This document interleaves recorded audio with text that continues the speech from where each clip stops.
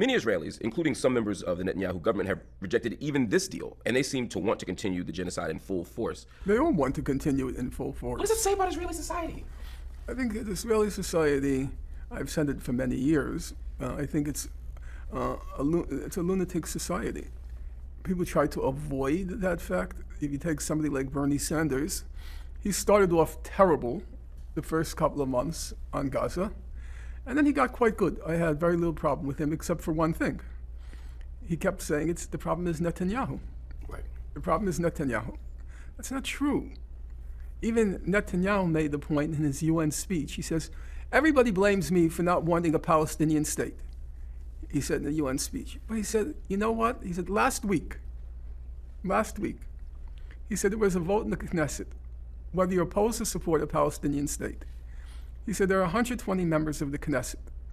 Do you know how many support the Palestinian state? He said, correctly, 9. Over 90% agree with me. The problem is not me. This is what we all agree on. That's true.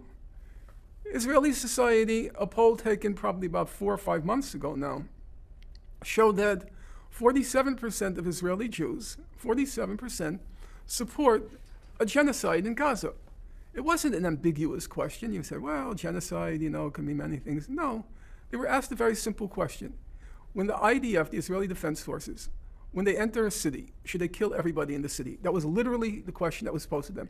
Should you kill everybody in the city? 47% said yes. That's a stunning number. Then, a few weeks later, there was a question, because Israelis are the most polled people on earth. So a few weeks later, after that 47%, there was a question put to Israeli society in general. Are there any innocents in Gaza? Are there any innocents in Gaza? 62% said no. And then, if you factor out the 20% of Israelis who are not Jewish, it's a 70%. Wow. Say there are no innocents in Gaza, from age 0 on up. No innocents in Gaza.